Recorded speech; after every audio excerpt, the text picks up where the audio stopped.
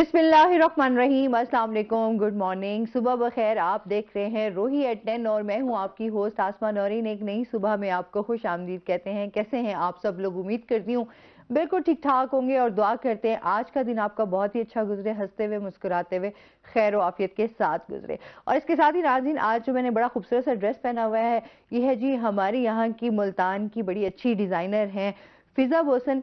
ये उनका बहुत ही खूबसूरत जो है वो ड्रेस है जो कि आज मैंने वेयर किया हुआ है। तो आप उनके इंस्टाग्राम पे फिजा बोसन के नाम से उनका पेज है, लाजमी उसको फॉलो करें और अपने लिए अच्छे अच्छे ड्रेसेस जो हैं वो आप सिलेक्ट कर सकते हैं। वैसे ही ख़वातीन जो हैं वो हमेशा मैं एक बात करती हूँ ना कि कपड़ों के मामले में बहुत ज़्यादा चूज़ी होती हैं। तो जिस तरह से जो है अभी मौसम भी चेंज हो रहा है, तो मौसम चेंज होने के साथ साथ उनकी विंटर कलेक्शन भी है, साथ ही उनकी समर कलेक्शन भी जो है वो बड़ी खूबसूरत है। तो लाजमी अपने लिए देखें और इसके साथ ही अपने प्रोग्राम का सिलसिला आगे बढ़ाएंगे। आज हमारे साथ जो गेस्ट मौजूद हैं वो हैं जी हमारे साथ आज ख्वाजा मजहर सदीकी साहब आज हमारे साथ मौजूद हैं, जो कि मोटिवेशनल स्पीकर हैं। अस्सलाम वालेकुम। वालेकुम अस्सलाम। कैसे हैं आप? ठीक ठाक हैं? मैं बिल्कुल ठीक हूँ, खैरियत से हूँ अल्हम्दुलिल्लाह। माशाल्लाह जी। वेलकम करते हैं अपने शो में आपको। और इसके साथ ही जो हमारे दूसरे गेस्ट हैं वो हैं जी हमारे रोही के रिपोर्टर अली रियाज। अस्सलाम वालेकुम। कैसे हैं आप अली? ठीक ठाक हैं? अल्लाह का शुक्र। माशाल्लाह। वेलकम करते हैं अपने शो में आपको। और इसके साथ ही आज हम एक तो अली से हम उनकी स्टोरीज के हवाले से डिस्कस करेंगे, ज़राअत के हवाले से हमारी बात होगी, गंदम पे बात होगी, कपास पे बात होगी, बीज पे बात होगी। और इसके साथ ही आज जो है दूसरा जो ख्वाजा साहब से हम टॉपिक डिस्कस करने जा रहे हैं वो आज हम ईगो पे बात करने जा रहे हैं, अना पर। आपको पता है कि हमारे यहाँ जो है ईगो बहुत ज़्यादा लोगों में पाई जाती है। इस ईगो के हवाले से बात करेंगे, अना पर काबू कैसे पाया जा सकता है, इन तमाम मसाइल जो हमारे लिए हम समझते हैं कि मुआशी तौर पे भी और अब तो साइकोलॉजिकल भी हमारे बहुत सारे प्रॉब्लम जो हैं वो इकट्ठे हो चुके हुए हैं। तो उस हवाले से लेकर हम तमाम इनसे डिस्कस करेंगे कि किस तरीके से इस चीज़ को ख़त्म किया जा सकता है और अपने अंदर आजिज़ी जो है वो लाई जा सकती है। क्या कहेंगे ख्वाजा साहब? सबसे पहले तो ये बताएं ना कि मौसम भी अब चेंज हो रहा है तो फिर मिजाज भी थोड़े चेंज हो जाते हैं। तो मिजाज के चेंज होने के साथ साथ ये चीज़ें तो हमारे अंदर जो है ना वो एक तो नेचर भी हमारी एक इस तरह की हो चुकी हुई है कि ईगो बहुत ज़्यादा है। क्या कहेंगे इस बारे? पहले मौसम पर बात कर लें। तो हाँ, मौसम में बात कर लें। तो इंसान जो है इसका मौसमों से गहरा ताल्लुक है।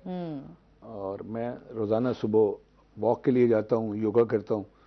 तो आज भी मैं देख रहा था कि टहनियाँ बिल्कुल उदास और बिल्कुल खाली खड़ी थी, दरख्तों की टहनियाँ। और मैं सोच रहा था कि ये एक बहुत बड़ा सबक है। मुझसे अक्सर पूछा जाता है कि आपकी पसंद का मौसम क्या है, कौन सा है? तो मैं कहा करता हूँ ख़ज़ां का मौसम। उसकी वजह यह है कि ख़ज़ां जो है असल में बहार की आमद का ऐलान है। और ये इशारा है इस तरफ इंसान के लिए कि देखो एक वक्त में सब कुछ झड़ जाता है, हर शय जुदा हो जाती है, तन से पत्ते फल फूल खत्म हो जाते हैं। दरख्त फिर से, वो कहते हैं ना, पेवस्तर है शजर से उम्मीद बहार रख। दरख्त ने उम्मीद बहार रखी हुई है। हमारी जिंदगियों में परेशानियां आती हैं, दुख आते हैं, गम आते हैं, अलम आते हैं, रंज पहुंचते हैं हमें, हैं? हम मायूस हो जाते हैं, ना उम्मीद हो जाते हैं। तो ये ख़ज़ां का मौसम और आज का मौसम ये इस बात की नवीद है कि आगे बहार आने वाली है। तो ये आजकल का मौसम मुझे बहुत पसंद है। ये ठंडा मौसम, इसको मीठा मौसम कहते हैं, सर्दी भी नहीं है और गर्मी भी नहीं है। तो मैं इस मौसम में ये पैगाम है कि आगे आने वाला मौसम बहार का मौसम है, फूलों के खिलने का मौसम है, उदासी के ख़त्म होने का मौसम है, रंज ख़त्म हो जाएंगे, आपके दुख कम हो जाएंगे और हर तरफ बहार ही बहार आएगी। ये तो मौसम की बात होगी। दूसरी बात अना की है, तो इसको ईगो भी कहते हैं, इसको सेल्फ भी कहते हैं। तो ये इसके बारे में दो लफ्ज़ हैं जो मैं कहा करता हूँ कि ये इजहार है अपनी ज़ात और अपनी शख्सियत का।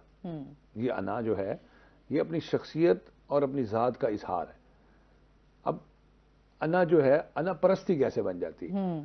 तो आप जब खुद अपनी अहमियत और अपनी काबिलियत को समझ लेते हैं और दूसरों से आप इम्तियाजी सलूक करना शुरू कर देते हैं कि मैं तो बहुत अहम हूं, मैं तो आपसे मुख्तलिफ हूं, मैं तो बहुत बरतर हूं, आप तो बहुत कमतर हैं और मेरी काबिलियत इस पर तो कोई पहुंच भी नहीं सकता, कोई इसको छू नहीं सकता, आप तो मेरी काबिलियत की गर्द को भी नहीं छू सकते। मैं अहम हूं और मैं काबिल हूं। ये अनापरस्ती है और इसी के अंदर इंसान खुद ही के मर्ज में मुब्तला हो जाता है, एक खुद ही गुड साइन है ना। और ये जो खुद सताइशी हो जाती है, इंसान खुद सताइशी हो जाता है, इंसान जो है वो नर्गिसियत का शिकार हो जाता है। मैं बरतर, मैं नुमाया, मैं बहुत काबिल, और मुझ तक तो कोई पहुंच भी नहीं सकता। और फिर इस सेल्फ में आकर इंसान दूसरों को जब कमतर समझता है, तो फिर तीन चीजों में, वो अपने रवैये में, अपने तर्ज अमल में, अपनी गुफ्तगू में, वो लोगों को कम अकल, लोगों को गरीब, लोगों को हकीर, हकारत की निगाह से देखना शुरू कर देते। और यहां आकर जो अनापरस्ती है ना, उसका इंसान शिकार हो जाता है। अच्छा, ये तो अब मैं समझती हूँ कि आजिज़ी जो है वो बड़ी खूबसूरत चीज़ है। तो अल्लाह ताला ने कहा भी है कि हमेशा फल भी उसी दरख्त को लगता है जो झुका हुआ होता है। अच्छा, अनाज आई से जिस तरह आप बता रहे हैं कि मैं एक टाइम होता है, एक चीज़ होती है कि इंसान को मैं अच्छी भी लगती है, वो भी स्टेजेस होती हैं मेरे ख्याल में। लेकिन हाँ, खुद को बहुत ज़्यादा बालातर समझना और दूसरे को हकीर समझना, ये हमारे मुआशरे में बहुत आम हो चुका है। इसकी इब्तिदा पता है कहाँ से हुई है? खुद को बरतर, खुद को फौकियत देने की इब्तिदा कहाँ से हुई? ये आदम अलैहिस्सलाम की तख्लीक से शुरू हुई है। जब अल्लाह ने जिन्नात और फरिश्तों को कहा ना क्या इस आदम को सजदा करो, तो पता है उसने क्या कहा था? उसने कहा था इसको, जिसको तूने आग, पानी और मिट्टी से बनाया, इसको पानी और मिट्टी से बनाया, गारे से बनाया, मैं तो आग से बना हूँ, मैं तो इससे बरतर हूँ, मैं इसको क्यों सजदा करूँ? और उसने सजदा नहीं किया था। तो सबसे पहली जो अनापरस्ती की शिकार शख्सियत थी वो इब्लीस था। उसने, यानी मैं एक और बात, जब मुझे इस मौजू पर बोलने के लिए कहा जाता है तो मैं बड़े वाज़ेह अंदाज में और साफ सुथरे अल्फाज में ये कहा करता हूँ कि हम जो खुद को बरतर समझते हैं ना, वो सिर्फ एक पैमाना नहीं है इसका, ऐसे ही है। हाँ, उसमें तो फिर अच्छा, बहुत सारी चीजों में ऐसा होता है खालिद साहब, हम अपने आप को बहुत आला समझ रहे हों, बहुत ज्यादा हम समझेंगे हम बहुत कोई चीज है, तो आप बहुत सारी चीजों में जो है वो आप बहुत ज्यादा कमतर होते हैं, आप लोगों की नजर में जो उस मैं कहना चाहता था आपने वो कह दिया है। मैं इसको थोड़ा और बढ़ाता हूँ। देखिए, जब आप खुद को अहम समझ रहे होते हैं ना, तो ये एक मर्ज भी बन जाता है। हाँ, ज़हनी तौर पे। अच्छा, मैं ये कहा करता हूँ कि ये जो अनापरस्त लोग होते हैं, मुतकब्बर, मगरूर लोग, ये असल में अपनी जिंदगी में बेसुकूनी ले आते हैं, ऐसे ही है, और दूसरों की जिंदगी को भी तबाह कर देते हैं। फर्क समझिए, यानी ना इनकी जिंदगी में सुकून होता है, हाँ, बेसुकूनी होती है, और जो इनसे वाबस्ता लोग होते हैं, हाँ, इनसे जुड़े हुए लोग होते हैं, वो भी बेसुकूनी में आ जाते हैं। बिल्कुल ऐसे ही है। तो ये जो अना है ना, ईको जिसको अभी आपने कहा है, सेल्फ, ये अगर आजिज़ी में रहे, मसावात को कायम रखते हुए, रिश्तों को साथ लेकर चलते हुए हो, तो ये बहुत अच्छी चीज है। आप अहम हैं, आप काबिल हैं, आपकी शख्सियत अच्छी है, आपके पास कोई हुनर है, कोई स्किल है, आप फनून लतीफ़ा में शायर हैं, अदीब हैं, एक्टर हैं, एक्ट्रेस हैं, सिंगर हैं, आपको खुदा ने, देखें अल्लाह के करम याफ्ता लोग पता कौन होते हैं? वो होते हैं जो उसकी अता पर राजी हो जाए। बिल्कुल ऐसे ही है। और जो उनके पास काबिलियत, फन, सलाहियत, महारत है, वो इसको रब की अता समझ ले। ये अल्लाह के करम याफ्ता मेडल वाले लोग होते हैं। करम याफ्ता मेडल वाले लोग वो होते हैं जो अपनी जो उनके पास सलाहियत, काबिलियत, हुनर, महारत है, वो इसको कहें ये अल्लाह के मुझ पर अता है। वो ये शुक्रगुजार, ये भी उसके साथ शुक्रगुजारी के साथ ही अटैच होता है। मैं इसमें ना एक छोटी सी बात कह के ना बात आगे बढ़ाता हूँ। मोहम्मद रफ़ी जो हैं वो इंडिया के नहीं, पूरी दुनिया के सबसे ज्यादा गाने गाने वाले सिंगर हैं। एक रोज उन्होंने अपने शागिर्द को लिया और कहा कि इंडिया में मुकाबला हो रहा है, आप इस मुकाबले को अगर जीत के आए तो फला 5 स्टार होटल में आपको खाना खिलाऊंगा। तो रफ़ी का जो शागिर्द था वो हिंदू था, वो उस कॉन्टेस्ट में हिस्सा लेता है और वो विनर बन जाता है। वो उस्ताद को कहता है कि उस्ताद, आपने मुझसे वादा किया था और भी मैं तुम्हें आप मुझे खाना खिलाऊं। वो आज चलते हैं, वो उस 5 स्टार होटल में ले गया। खाना खाने के बाद रफ़ी साहब उसको कहते हैं कि आओ इस होटल की ना बालाई मंजिल पे चलते हैं। आपको मालूम है जो बड़े 5 स्टार होटल हैं उसकी 20-21 मंजिलें होती हैं, फ्लोर्स होते हैं। वो सबसे ऊपर वाले फ्लोर पे जाते हैं और वो ऊपर ले जाके अपने शागिर्द कहते हैं, ये आसमान देख रहे हो, ये बगैर छत के कैसे खड़ा है? इस पे तारे चांद देख रहे हो छत के? उसने कहा ये भगवान की कृपा है, ये उसी की करम नवाजी है, उसका जिसने ये बगैर सतूनों के आसमान खड़ा किया है, जिसने इसको चांद तारों से सजाया है, उस भगवान की कसम मोहम्मद रफ़ी कुछ नहीं है, और सजदा करते हैं उसके, और ये जो है उसकी अता है। इतना बड़ा आदमी जो है वो ये समझता है कि मुझ में जो फन है, जो इनफरादियत है, हाँ, वो बिल्कुल अल्लाह की तरफ से ही है। अब मैं ना आजमाइश में आ जाता हूँ, इस पे बात करते हैं मजीद भी, और इसके साथ ही जो है हम अली से भी बात करेंगे। अली, इस टाइम मौसम भी चेंज हो रहा है, मौसम के चेंज होने के साथ साथ हम गंदम के हवाले से बात कर लेते हैं। इस टाइम जो है गंदम के सिट्टे बनने का अमल जारी है, इस हवाले से बताइएगा। खास में पहले तो मौसम की आपने बात की, मौसम के हवाले से बड़ी अच्छी एक जो गुफ्तगू का आगाज़ हुआ था कि मौसम बदल रहा है, तो मौसम बदलने के साथ साथ इंसान के रवैयों में भी तब्दीली आती है, और एक सेर हासिल गुफ्तगू जो है ना पर चल रही है। इसमें छोटी सी बात मैं भी एक ऐड करता चलूँगा कि हम अब इंसान जो है ना अपने रवैयों से पहचाना जाता है। हाँ। और अब हम सब जानते हैं कि हर इंसान जो एनर्जीज है, वेव्स हैं, ये फ्रिक्वेंसीज एग्जिस्ट करती हैं, पॉजिटिव वेव्स हैं, नेगेटिव वेव्स हैं। तो जो अना है, जो मैंने जहाँ तक इस चीज़ को पढ़ा और देखा है कि हम किसी चीज़ को ना ख़त्म नहीं कर सकते बहुत ज़्यादा। अब एनर्जी जैसे अगर हम साइंस के अकॉर्डिंगली देखें कि साइंस ये कहती है कि एनर्जी ख़त्म होती है, फॉर्म्स बदलती हैं। अगर इसी चीज़ को पॉजिटिव वे में इस्तेमाल किया जा सकता हो, मिसाल के तौर पर, पहले तो अब एक कोई भी हम जब भी कोई फिनोमिना देखते हैं, हम ये देखते हैं कि वो चीज़ मशीन काम कैसे करती है, हम इंसान हैं तो हम काम कैसे करते हैं। इंसान की अब जैसे अना की बात हो रही थी ना, तो अना तो उसी बात पर ख़त्म हो जाए अगर हम इंसान की वक़्त देख लें। हमारी औकात क्या है, अगर हम इसको मजहबी एंगल से देखें, हमारी औकात ये क्या फरमाया है कि मौत हमसे कितनी करीब है, जिस पर साहबा के टाइम में मुख्तलिफ बताएं कि किसने कहा आग नहीं, with in the seconds, nano seconds का भी नहीं हमें पता। और आज अनप्रिडिक्टेबल साइंस भी ये कह रहे हैं कि सबसे बड़ा जो इशू है दुनिया में, लोगों को क्या चाहिए, दुनिया में लोग इमोर्टल्स होना चाह रहे हैं, यानी कि वो ये चाह रहे हैं कि जो मौत का स्पैन है उसको जितना ज़्यादा कम से कम बढ़ाया जा सके, हम ज़्यादा लंबे अरसे तक जिए। अगर इंसान को यही रियलाइज़ हो जाए कि मेरी औकात सिर्फ क्या है कि जो कुछ मिलीग्राम जो मेरे अंदर जो ऑक्सीजन गर्दिश कर रही है ये है। दूसरी बात यह कि इंसान का अगर पैदाइश का मरहल देखा जाए ना, पूरी खलकत में, मखलूकात में इंसान ऐसी एक कमजोर मखलूक है। देखें, पैदा होता है तो एक गार्डियन है, माँ है, संभाल रही है, किस बात की आना।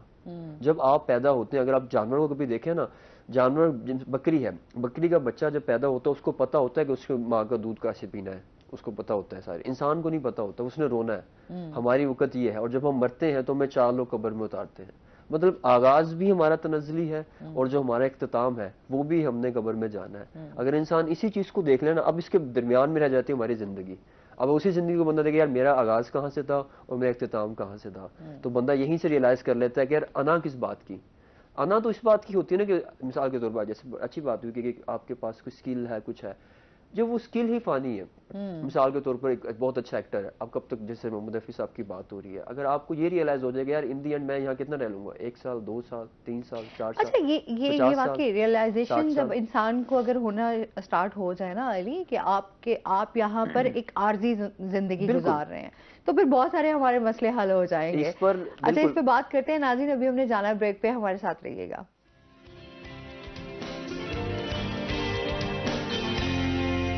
वेलकम बैक नाज़रीन, और इसके साथ ही जिस तरह मौसम की बात हो रही थी, रवैयों की बात हो रही थी, तो अपने सेगमेंट की तरफ चलते हैं। टुडेज वेदर, हसन मलिक हमारे साथ मौजूद हैं। हसन से जानते हैं, हसन आज दिन भर मौसम कैसा रहेगा, क्या सूरत हाल?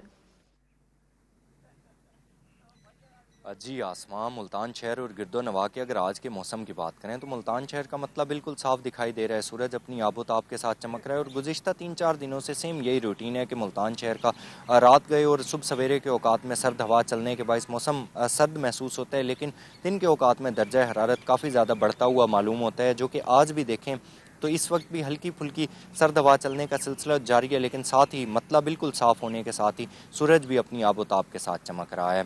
आज अगर शहर के कम से कम दर्जा हरारत की बात करें तो आसमान आज शहर और गिरदो नवा का कम से कम दर्जा हरारत 8 डिग्री सेंटीग्रेड पर रिकॉर्ड किया गया है।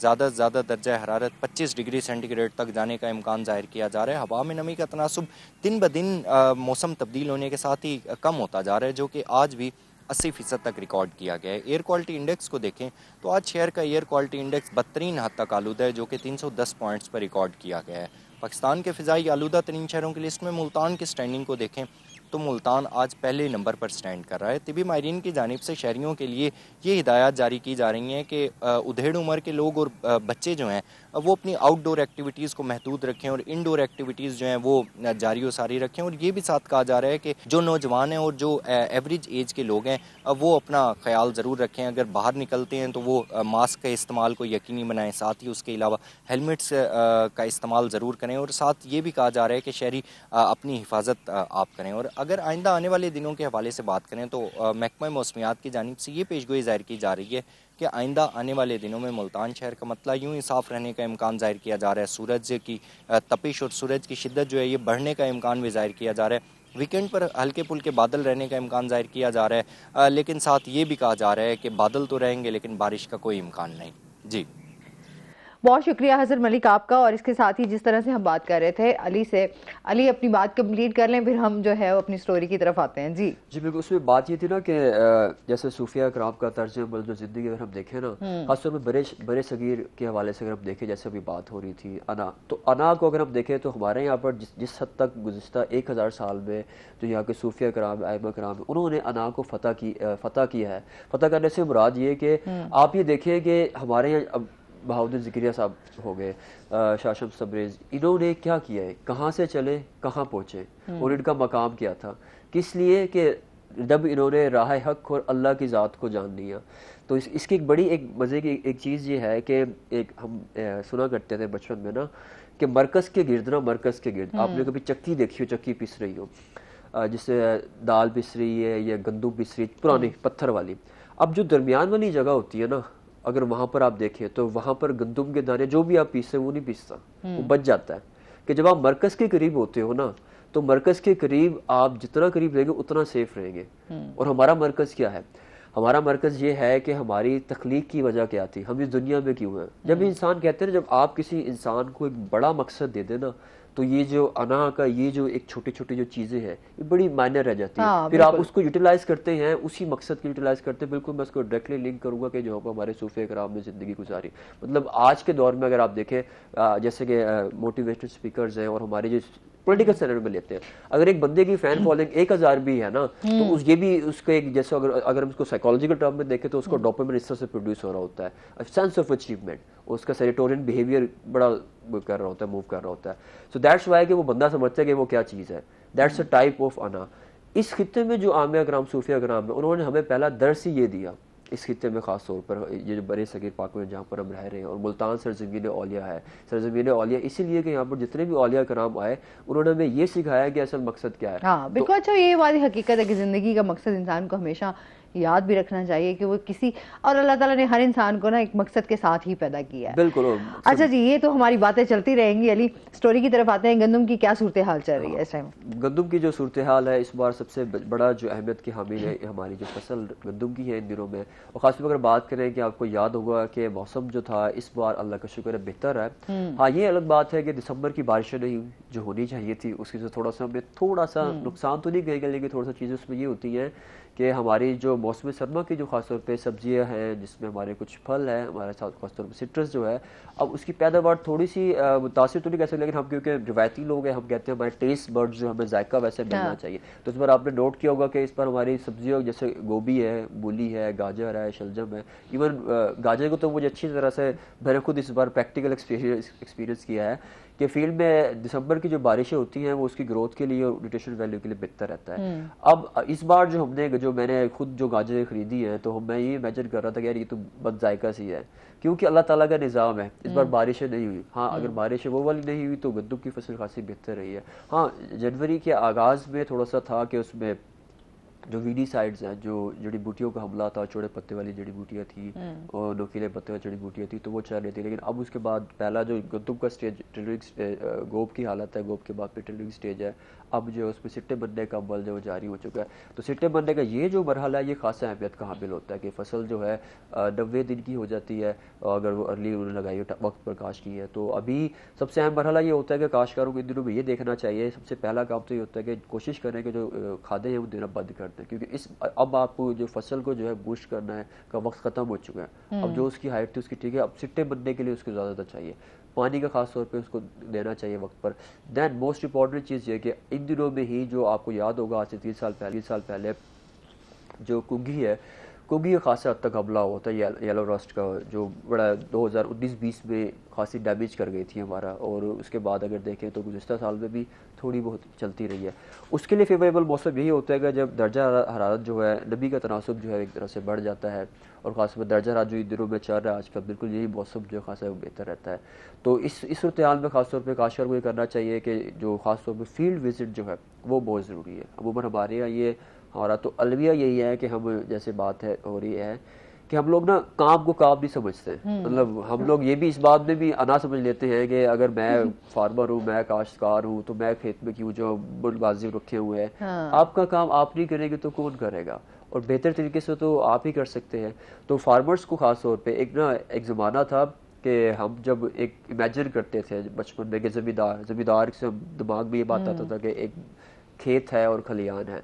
अब वो वक्त बदल रहा है। अब आपको पता है हर जगह पर लोग जो है सहूलत पसंद हो गए हैं। हर जगह पर एक तो टेक्नोलॉजी ने हमें इतना घेर लिया है, हर इंसान को सुकून चाहिए, जबकि जो रियल लाइफ है हमारी यही है कि हमें बैक टू द नेचर, हमें नेचर के करीब जाना चाहिए। तो काश्तकारों को इन दिनों में ये खास तौर पे एक्टिव रहना पड़ता है, खास तौर पे जो जिनके रकबे ज़्यादा हैं। मैं ये नहीं कहता कि आप लोग मजदूरों की तरह काम करें, लेकिन एटलीस्ट अगर आप एक प्रोफेशन है, अगर आप फार्मर है, तो आपको चीज़ों को देखना चाहिए। तो फार्मर को इस विजिट करना चाहिए कि अगर कुंगी का हमला हो, पैचेस की सूरत में हो, तो उसको कंटेन करें, उसको मैनेज करें किस तरह से करना है। दूसरा है बात ये कि दिनों में सबसे लेकर हमला होने दिनों में मुमकिन होगा, तो उसका खास तौर पे ख्याल रखें। एंड मोस्ट इंपॉर्टेंट चीज़ है, क्योंकि ये जो मरहला है ये वो मरहला है कि जब सिट्टें बन रहे होती हैं। तो अगर इन्हीं दिनों में बेहतर मैनेजमेंट कर ली जाए तो आने वाले दिनों में पैदावार बेहतर रहती है, जिसमें दाने बनने का शुरू हो जाता है। जी भी आपसे जानते हैं इसके साथ ही, जिस तरह हम ईगो के हवाले से बात कर रहे हैं, अच्छा आप नहीं समझते कि आजकल के ज़रा नौजवानों को या हमारे मुआशरे में चेंजिंग लाने के एक बहुत बड़ा चैलेंज है इस टाइम। मतलब अगर आप किसी को समझाने लगे, या अगर आप किसी को अच्छी बात भी बताएं, या उसको ये भी बता दें कि ये तुम्हारे अंदर जो है कमी है, या तुम इस चीज़ को ठीक नहीं कर रहे हो, मतलब आप गलत अगर उसको बोल दें तो ये चीज़ बर्दाश्त नहीं करते। आप क्या कहेंगे इस बारे में कि एक बड़ा चैलेंज है उनको समझाना, उनको बताना, या इस चीज़ को ख़त्म करना? देखिए, अनापरस्त होने का आपको कैसे पता चलता है मैं अनापरस्त हूँ? अच्छा, मेरे ख्याल में हर इंसान को ना कहीं अपनी बहुत सारी चीज़ों का आइडिया हो जाता है। मैं बल्कि एक निशानी बताता हूँ आपको। हाँ। आपको मुझे कैसे पता चलता है? जब मेरे सामने हकाइक आ जाए और मैं उनको झुटलाने लगूं। हाँ। हकीकत मेरे सामने आ जाए और मैं उसको झुटलाने लगूं, तो इसका मतलब यह है कि मैं अनापरस्त हूँ। हकीकत से आंखें चुराना, हकीकत से नजरें चुराना, हकीकत को नजरअंदाज करना और हकीकत को झुटला देना, दर हकीकत ये अनापरस्ती है। मैं आपको सच्ची बात बताऊं, मैं जब अपने दाएं बाएं देखता हूं, अपने इर्द गिर्द देखता हूं, जिस सोसाइटी में, जिस समाज में मैं सांस ले रहा हूं, तो यह अक्सरियत अनापरस्तों की है। हाँ। तो खुद को, अच्छा, अनापरस्त ही खुद को हक परस्त समझता है। खुद को दुरुस्त समझना, दूसरे को गलत समझना, ये अना है। खुद को बरतर समझना, एहसास से बरतरी का शिकार, दूसरों को कमतर समझना। खुद को अक्लमंद समझना, दूसरों को बेवकूफ समझना। खुद को दौलतमंद समझना और दूसरे को हकीर समझना, ये अनापरस्ती है। अब आपका जो सवाल है, तो मैं तो ये देख रहा हूं कि हमारे यहाँ अक्सरियत अनापरस्त है। अब ये अनापरस्ती जो है, यहाँ एक और सवाल पैदा होता है, इसको कंट्रोल कैसे किया जाए, समझाया कैसे जाए। जैसे अभी आपने कहा समझाएं तो वो बिगड़ जाते हैं, बुरा महसूस करते हैं। मेरे ख्याल में इसके लिए भी आदमी को नफ्सियात से वाकिफ होना चाहिए। हम सीधी सीधी बात कर देने के कायल है। हम कहते हैं ना, हम तो बड़े आउटस्पोकन है। मैं कहा करता हूँ, आउटस्पोकन होने में और मुहज़्ज़ब होने में जरा सा फर्क है। बिल्कुल ऐसे है। यानी हम आउटस्पोकन होने को फख्र समझते हैं, जबकि ये बदतहजीबी और बदतमीजी की अलामत है।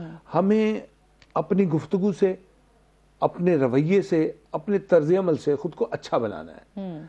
और हमें ये बात, अगर किसी कोई अनापरस्त है, कोई अना का शिकार है, तो हमें उसको कैसे बताना है, उसके लिए भी आपको हिकमत से, देखें ये जो विजडम है ना, इसको लोग अकल कहते हैं, मैं इसको हिकमत व दानाई कहता हूँ। आपने किसी मरीज को ये कहना हो कि भाई आप तो खुद परस्ती के शिकार हैं, नरगसियत के शिकार हैं, आप अनापरस्त हैं।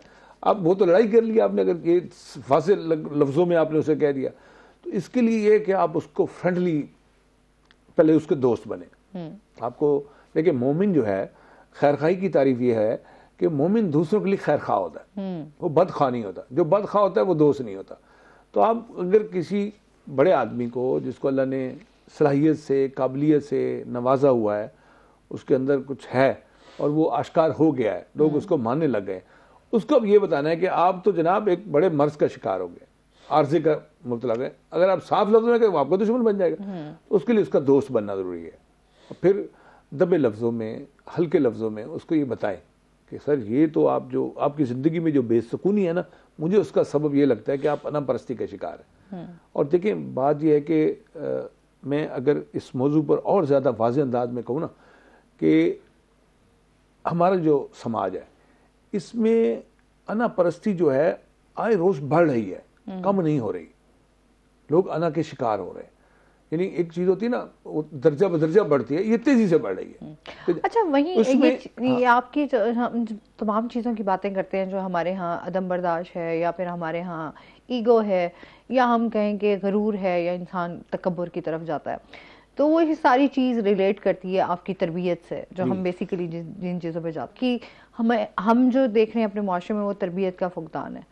लोगों में ये चीज़ें बहुत ज़्यादा हैं कि हम उस तरीके से अपने बच्चों की शायद तरबियत नहीं कर पा रहे।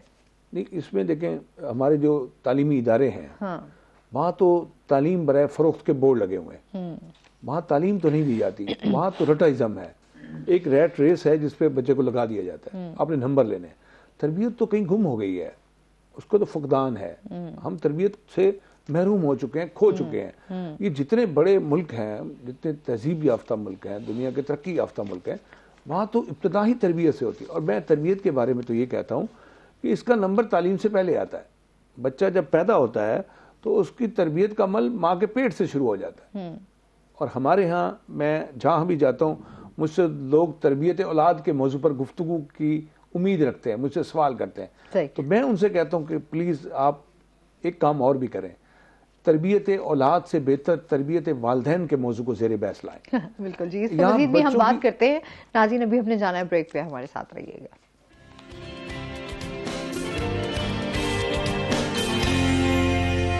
वेलकम बैक नाज़रीन। अच्छा जी, हम बात कर रहे थे तरबियत के हवाले से। अच्छा, ये चीज़ें तो वही ना कि हम एक तो तालीमी इदारों से बात करते हैं, रिलेट करते हैं कि जी हमारे टीचर्स को हमें सिखाना चाहिए, पेरेंट्स को इसमें बड़ा रोल उनको प्ले करना चाहिए। लेकिन आजकल तो हम एक जो सबसे ज़्यादा चीज़ देखते हैं ना, वो ये होता है कि टाइम नहीं है। देखिए सच्ची बात बताऊँ आपको, मैं 20 घंटे काम करता हूँ 24 घंटे में, और मैं ये समझता हूँ दिन ना 48 घंटे का होना चाहिए था। जिस काम का आपको इश्क हो, जिस काम का आप कहते हैं कि काम आपको अच्छा, जो काम है ना वो आपको थकाता नहीं है, आप उसके इश्क में मुब्तला होते हैं, तो आप बोरियत का शिकार नहीं होते। अच्छा, जहाँ तक तरबियत की बात आप करेंगे ना, तो मैं ये समझता हूँ हम मिन हैसुल कौम आज तक ये तय नहीं कर पाए कि तरबियत करना जिम्मेदारी किसकी है। उस्ताद ये समझता है कि तरबियत वालदैन की जिम्मेदारी है, और वालदैन ये समझते हैं ये काम स्कूल का है, उस्ताद का है, और दोनों ही इस काम को नज़रअंदाज कर रहे हैं। बच्चा जो है वो, मैं ये बात बहुत अरसे से कह रहा हूँ, नज़रअंदाज हो रहा है। मैं अपने बचपन में नानी और दादी से कहानी सुनता था, वो हमें रात को बेड टाइम स्टोरी सुनाती थी। एक बादशाह था, एक राजा था, उसके नौकर चाकर थे, एक मलका थी, एक रहमदिल शहजादा था, एक नेक परी थी। मैं ये कहानियाँ सुनता था, कहानियाँ सुनते सुनते मैं सो जाता था। मैंने सहाबा के जितने वाक़यात रज़ियल्लाहु अन्हुम और अहले बैत के वाक़यात और पैगंबरों के वाक़यात अपनी नानी दादी से सुने हैं। आज की नानी दादी तो कहीं खो गई है, और तरबियत तो जाएगी ना भाड़ में, वो बढ़ गई, तरबियत तो बढ़ गई, तरबियत तो भूले हुए हमने तो इसको ख़त्म कर दिया है। हम नहीं समझते हैं कि ये बच्चे को तरबियत की जरूरत है। अब बच्चा किससे सीख रहा है? बच्चा टीवी से सीख रहा है, बच्चा मोबाइल से सीख रहा है, स्मार्टफोन उसका उस्ताद बना हुआ है। अब फिर हम क्या कहते हैं, बच्चा बिगड़ गया। तो उसके लिए मैं जो समझता हूँ, मेरी अपनी रिसर्च ये कहती है कि तरबियत पहले दिन से माँ को शुरू कर देनी चाहिए, बाप को शुरू कर। अच्छा, यहाँ भी एक झगड़ा है। अच्छा, ये वो कहती है बाप करे, हाँ। वो कहती माँ। मैं कहता हूँ 12 साल तक बच्चे को माँ की जरूरत होती है। अच्छा, फिर हमारे यहाँ थोड़ा जिस तरह मिजाज की बात हो रही थी ना, हमारे यहाँ अना भी तभी आती है जब आप उसके मिजाज के खिलाफ जाएंगे, या आप समझेंगे कि यार ये जो बात उसको पसंद नहीं है, उसके अगेंस्ट आप जाके कोई भी बात करेंगे तो वो उस बंदे की ईगो पे हर्ट करती है। मतलब मोस्टली तो यही कहते हैं ना कि आप मेरे मिजाज के खिलाफ गए तो ये मेरी ईगो यहाँ पर अब आ गई है। तो जितने भी चाहे हम रिश्तों की भी बात करें, तो तो आपके बहुत सारे रिश्ते सिर्फ ख़राब भी इसी वजह से होते हैं कि कहीं ना कहीं इंसान ईगो पे आ जाता है। मतलब आप उसके मिजाज के खिलाफ चले जाएं, थोड़ा सा उसमें उसको गलत कह दें तो आप ईगो। ये बात हम अभी डिस्कस कर चुके हैं कि जब आप हकीकत से मुंह मोड़ लें, हकायक को तस्लीम ना करें, तो इसका मतलब अपना बरसता है। आप मरीज हैं, आपको तवज्जो की जरूरत है, आपको दवा की जरूरत है। अच्छा, आप नहीं समझते कि तमाम चीजें आपकी सोच से ईगो ठीक है होती है इंसान के अंदर, लेकिन फिर साइकोलॉजिकल जो इश्यूज हैं जो हमारे यहाँ मियां बीवी के दरमियान क्या ईगो होती है, दोस्तों के दरमियान क्या ईगो होती है, ये हम नहीं समझते ना। अच्छा, बड़ा कम होता है ये लोगों में इस चीज को पहचानना कि अगर आप अपने रिश्तों में अना को जरा साइड पे रख के यार अच्छा चलो अगर कोई बात हो भी गई है। देखिए अना जो है वो तो रिश्तों में दरार डालती है, वो तो तलखी पैदा करती है, नाराजगियां पैदा करती है। ये जो बड़े बड़े बुत खड़े हो जाते हैं अना के, बड़े बड़े पहाड़ खड़े हो जाते हैं, ये झूठ पर मबनी है, हकाइक से मुंह चुरा रहे होते हैं। आप क्या समझते हैं ये रिश्ते? तो देखें, रिश्ते कायम रखने के लिए दो चीजों की जरूरत होती है, एक इसार की और एक कुर्बानी की। हम पता नहीं कहाँ हमदर्दी चली गई हमसे, इसार कहाँ चला गया, कहाँ कुर्बानी चली गई। मैं तो ये समझता हूँ बहैसियत इंसान और कुछ पढ़ने लिखने के बाद कि हम तो वो सारी चीजें इसार, हमदर्दी, खैर खाई, भलाई, नेकी, ये अब किताबों की बातें रह गई है। अमली जिंदगी में तो इंसान सफाक हो गया। आपके इल्म है कि अभी एक दादे ने, 88 साल दादे ने मुल्तान में अपने 2 पोतों को और बेटे को गोली मार दी और 2 पोते 24 घंटे में फौत हो गए। ये सफाकियत है ना, अना है ना। घर कभी मुझे एक साहब कहने लगे कि घर उसूल से चलते हैं। मैंने कहा भाई साहब ये फलसफा कहीं और दोहराएं, घर कुर्बानी से चलते हैं, घर एहसास से चलते हैं। अच्छा, एहसास से चलते हैं। वो इंसान नहीं है जिसके अंदर एहसास नहीं है। एहसास तो मरता जा रहा है। हमें इन सारी चीजें, फिर भी मैं नाउमीद नहीं हूं, मायूस नहीं हूं। मैं कहता हूं कि इंसान को ये आला औसाफ अपने अंदर पैदा करने चाहिए। अगर कोई अना का शिकार है, अना परस्ती में डूबा हुआ है, तो आप उसके साथ फ्रेंडली माहौल बनाएं, उसको समझाएं, उसको बताएं, मिसालों से समझाएं, मिसाल दे उसको। देखिए रसूलुल्लाह सल्लल्लाहु अलैहि वसल्लम कहते हैं कि जो शख्स मगरूर है, मुतकब्बिर है, अल्लाह उसको उसकी तरफ आंख उठाकर नहीं देखेंगे, उसको पाक साफ नहीं करेंगे, उसको जन्नत में दाखिल नहीं करेंगे। किसी वली से पूछा गया कि हमें कैसा पता चलेगा कि हम मगरूर नहीं है, हम मुतकब्बिर नहीं है? तो कहा कि अपने से कम रुतबे के आदमी को, कम हैसियत के आदमी को इज्जत देना शुरू कर दो। कम देखिए, एक लंगर बंट रहा था कहीं, तो एक साहब पानी में सूखे टुकर खा रहे थे। तो किसी ने कहा बाबा जी वहां लंगर बंट रहा है तो आप नहीं खा रहे? नहीं, एक शख्स ने कहा कि वो आदमी टुकर पानी में भगो कर ये लंगर उसके लिए भी है। उसने कहा भाई उसी का तो लंगर है। उसने अपनी अना को मजरूह किया था। बिल्कुल ऐसे ही है। अब आपका ताल्लुक भी और आपके रिश्ते भी तभी बढ़ते हैं। बिल्कुल। अब यहाँ एक सवाल आप और कर सकती हैं कि अना को काबू कैसे पाया जाए, इस पर बात कर लेंगे। हाँ जी बिल्कुल, इस पर बात करते हैं। इसके साथ ही जो है हम बात कर लेते हैं, इस टाइम जो है ट्यूबवेल लगाने से पहले जो है ज़ेरे ज़मीन पानी का दर्जा जो है इंतहाई ज़रूरी भी होता है। अच्छा, क्योंकि हम वाली से बातें करते हैं कि ज़राअत से इनका काफ़ी उसमें इनकी रिसर्च रहती है और फिर इनकी फील्ड भी, काम भी ऐसा है। तो इस हवाले से भी बताइएगा कि इस टाइम जो है नवंबर से जो है कैनोला के हवाले से हम बात करेंगे, उसकी काश्त के हवाले से सिलसिला जारी हुआ और फरवरी का जो महीना है उस हवाले से बताइएगा क्या। 2 चीज़ें हैं इसमें। पहले तो ट्यूबवेल के हवाले से बात करें। अच्छा, ये अभी डिटेल से बात है क्योंकि अभी अली स्टार्ट होगा तो फिर अभी इससे चुप नहीं होना। तो नाज़रीन अभी हमने ब्रेक पे जाना है, तो हमारे साथ रहिएगा।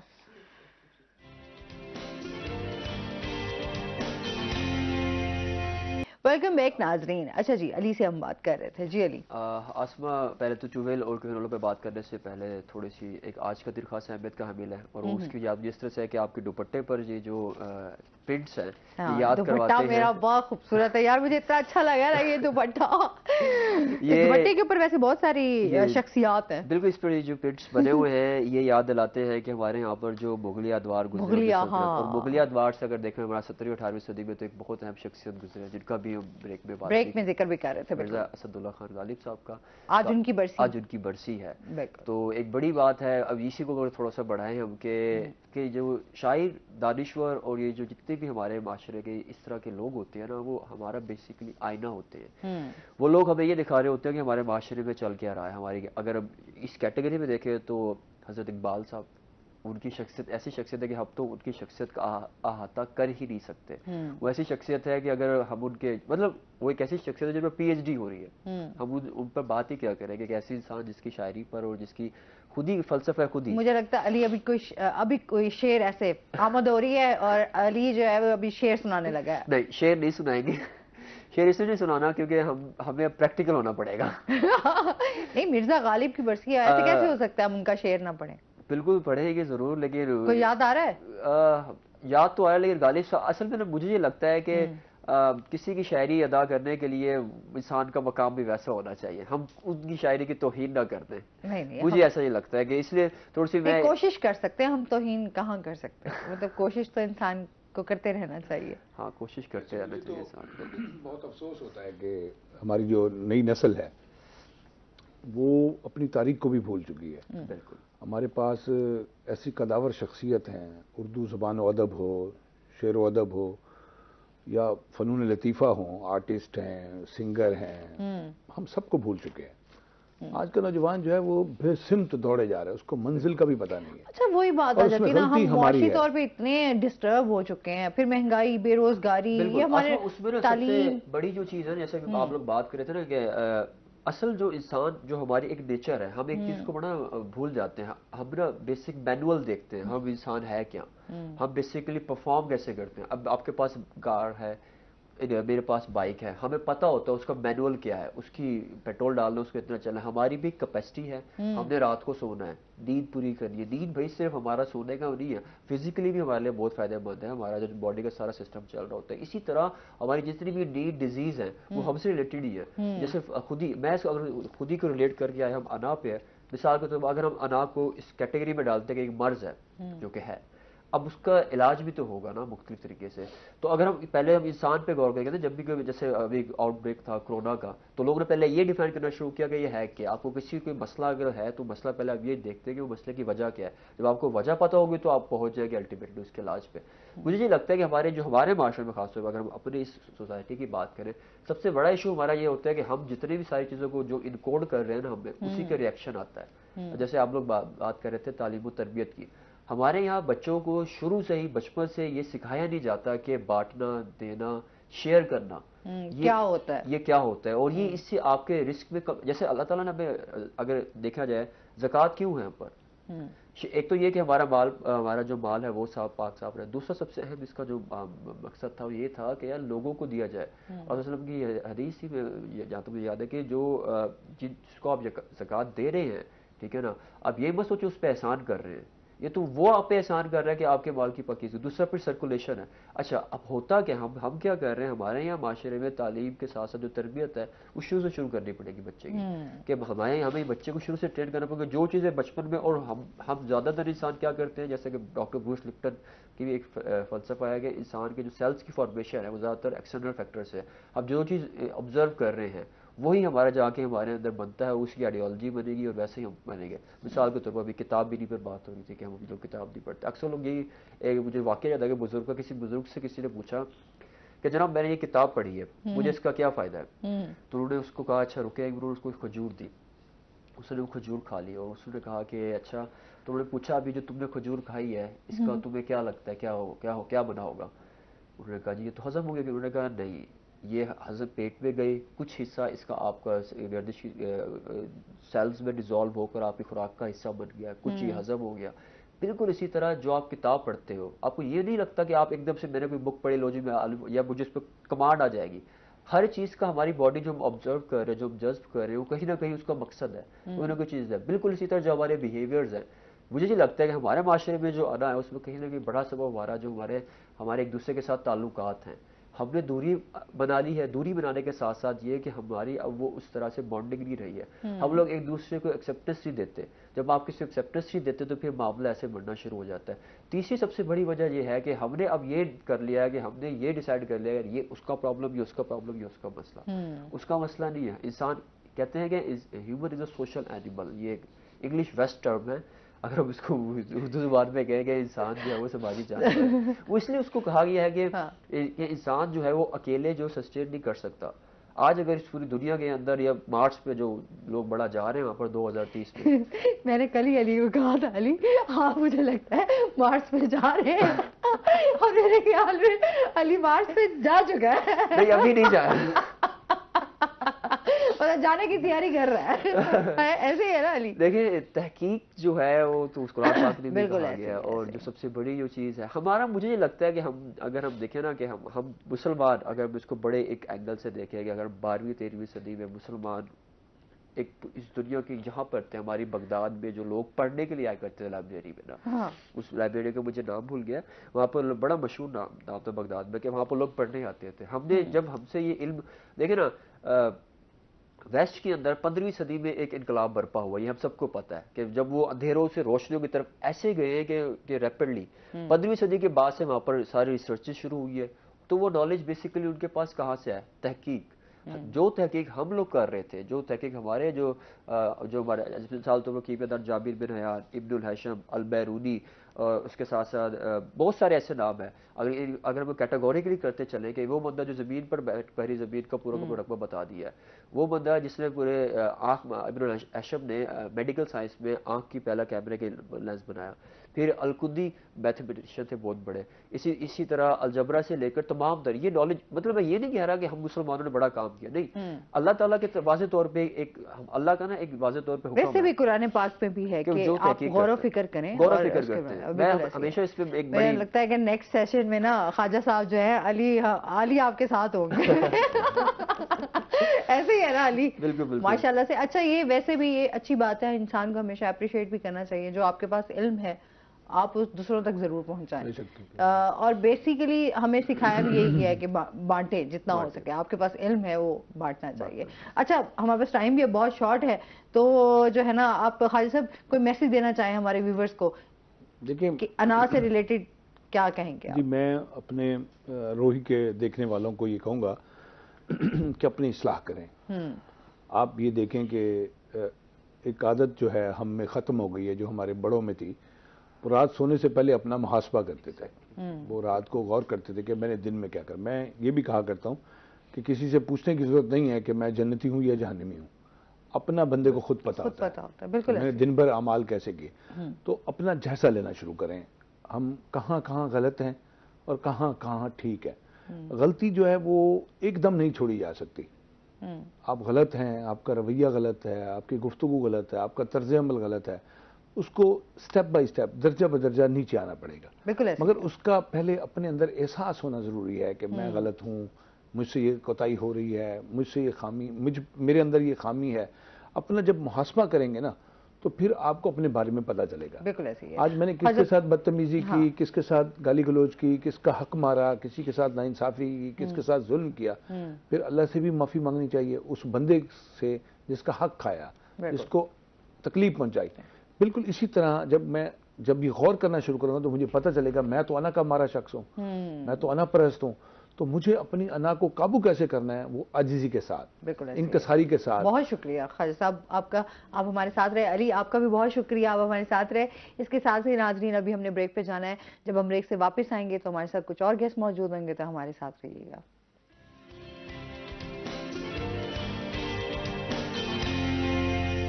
वेलकम बैक नाजरीन, रोही एटेन में एक बार फिर से आपको खुश आमदीद कहते हैं। और इसके साथ ही हमारे साथ गेस्ट भी मौजूद हैं, उनका तारुफ करवा देती हूँ। आज हमारे साथ मौजूद हैं जी मोहम्मद इलियास वसली साहब हमारे साथ मौजूद हैं, जो कि एडवोकेट हैं हाई कोर्ट के। अस्सलाम वालेकुम, कैसे हैं आप? ठीक ठाक हैं?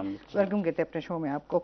अच्छा जी, आज इनसे हम बात करेंगे, एक तो लॉयर्स के जो है हवाले से जानेंगे इस टाइम उनकी फलाह बहबूद के हवाले से क्या काम हो रहा है, नौजवानों के जो नौजवान लॉयर्स हैं उनके हवाले से भी बात करेंगे, लॉ की भी बात होगी। इस टाइम हम हमेशा बात करते हैं इंसाफ की फरहमी के हवाले से, उसको किस तरीके से बेहतर किया जा सकता है, और आजकल जो है हाई कोर्ट के हवाले से क्या क्या एक्टिविटीज़ हो रही हैं। तो ये तमाम चीज़ें जो हैं इनसे जानेंगे। सबसे पहले तो आपकी जो जर्नी है उस हवाले से जानेंगे, कैसी जा रही है? जी thank you.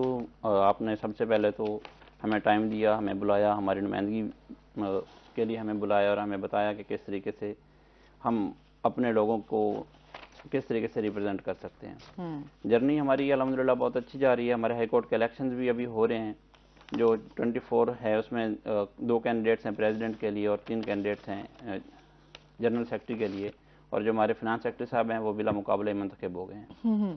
Thank you ma'am. अच्छा, इसके साथ साथ हम जिस तरह अभी बात करें, हमारे मुआशरे में जो है एक लॉयर का किरदार होता है, वो किस तरह का है और किस तरह का होना चाहिए, इस हवाले से आप क्या कहेंगे? मैम सबसे पहले जो मेरी रिक्वेस्ट है ना कि पूरी दुनिया में वकील के बगैर ऐसा कोई भी प्रोफेशन नहीं है जो लोगों के राइट्स की प्रोटेक्शन करता हो। पूरी दुनिया में सिर्फ वकील ही हैं जो लोगों के राइट्स के लिए लड़ते हैं, उसकी कानूनी जंग लड़ते हैं। इसके अलावा पूरी दुनिया में ऐसा कोई दूसरा प्रोफेशन नहीं।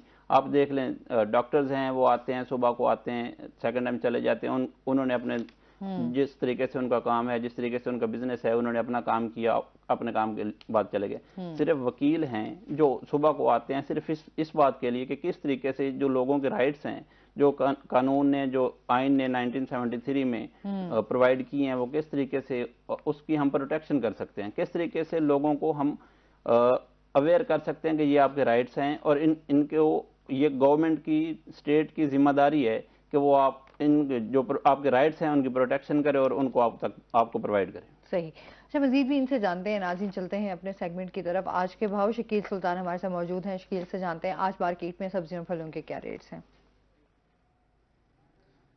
जी बिल्कुल, मुल्तान शहर में अशिया खोर-ओ-नोश के हवाले से गरीब को रिलीफ मिलता हुआ दूर दूर तक दिखाई नहीं दे रहा, क्योंकि गुज़िश्ता 2 माह में जो सब्जियों, फलों और चिकन और इसके साथ अंडे की कीमत में इजाफा हुआ था वो वहीं बरकरार नज़र आता है। एक तरफ जो हुकूमती सतह पर महंगाई हुई उसमें भी कोई कमी नहीं की गई, दूसरी तरफ हुकूमती सतह पर होने वाली महंगाई की वजह से जो खुद साख्ता महंगाई का तूफ़ान आता है वो भी नहीं थमा।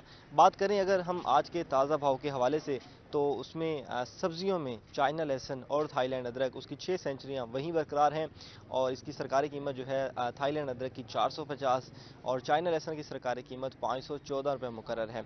ये चाइना लहसुन और इसके साथ थाईलैंड अदरक, इन दोनों की सरकारी कीमतें और मार्केट की कीमतों में के दरमियान ज़मीन आसमान का फ़र्क मौजूद है, जिसको पिछले कई माह से ज़िले इंतज़ामिया बराबर करने में नाकाम नज़र आती है, क्योंकि ये दोनों इस सब्जियां जो हैं वो बाहर से दूसरे शहरों से मंगवाई जाती हैं, दूर दराज इलाकों से, और कम दस्तियाब होती हैं, जिसकी वजह से इसकी कीमत भी बहुत ज़्यादा देखी जाती है। इसी के साथ सब्ज़ चना और सुहांजना 400 रुपये फ़ी किलो के हिसाब से फ़रोख्त हो रहे हैं और इसके साथ साथ कचनार की जो कीमत है वो तो बहुत ही हैरान कुन है, 600 रुपये पाव के हिसाब से फ़रोख्त हो रहा है। इसी के साथ अगर बात करें दीगर सब्जियों की, जिसमें प्याज 240 में दस्तियाब है, देसी प्याज, जबकि ईरानी प्याज जो है वो 200 रुपये फ़ी किलो के हिसाब से फ़रोख्त हो रहा है। दोनों में क्वालिटी का फ़र्क है। इसी तरह मटर 200 रुपये किलो में दस्तियाब है। हरी मिर्च और टमाटर जो हैं वो 120 रुपये फ़ी किलो के हिसाब से मार्केट में फ़रोख्त हो रहे हैं। आलू 60 रुपये फ़ी किलो के हिसाब से दस्तियाब है। फलों की बात करें तो एक गरीब के लिए फल खाना भी ख्वाब बनकर रह गया है। फलों का जायका जो है वो बहुत ज़्यादा महंगा हो चुका है, क्योंकि अंगूर की फ़ी किलो कीमत 800 हो गई है, अनार की फ़ी किलो कीमत 600 रुपये हो गई है। सेब ख़रीदने जाएं तो उसकी कीमत जो है वो अच्छी क्वालिटी का सेब वो 400 रुपये किलो तक मिल रहा है, कम से कम 240 में दस्तियाब है। इसी के साथ माल्टे जो हैं मौसमी फल है, ये वाफर मिकदार में इसकी जो है वो फसल आती है, लेकिन महंगाई के नज़र हो गया है, ये भी शहरियों के लिए ख़रीदना भी मुश्किल हो गया है। माल्टा जो है वो 150 रुपये किलो हो गया है। यही अगर हम 2 साल 3 साल पहले माल्टे की कीमत की बात करें तो 40 रुपये किलो, 30 रुपये किलो, 50 रुपये किलो इसकी कीमत होती थी, लेकिन अब ये भी नायाब होता जा रहा है आम शहरी के लिए। इन दिनों केले भी महंगे हुए हैं। केला जो 120 से लेकर 160 रुपये दर्जन में मिल जाता था, अब उसकी कीमत 160 से 200 रुपये दर्जन हो गई है। दुकानदारों से हमारी इस हवाले से बात हुई तो उनका यही कहना है कि केले की फसल इन दिनों कम दस्तियाब है, जिसकी वजह से इसकी कीमत बढ़ी है। और इसके साथ प्रोटीन की बात करें तो सस्ती प्रोटीन का हसूल गरीब के लिए बहुत दिनों से मुश्किल हुआ है। उसमें चिकन जो है वो 580 रुपये किलो पर बरकरार नज़र आती है। चिकन की कल की कीमत भी यही थी और इससे पहले भी चिकन की कीमत में 5-10 रुपये का उतार चढ़ा हुआ है, लेकिन कीमत में कोई ज़्यादा कमी देखने को नहीं मिल रही। सरकारी सतह पर भी चिकन की कीमत में इजाफा हुआ है। इसके साथ अंडे की कीमत की बात करें, सरकारी सतह पर तो अंडा काफ़ी सस्ता हो गया है, 235 रुपये दर्जन मुकर्रर कर दिया गया है, लेकिन मार्केट में जो है वो अंडे फ़ी दर्जन 350 से लेकर 400 रुपये के हिसाब से फ़रोख्त हो रहे हैं।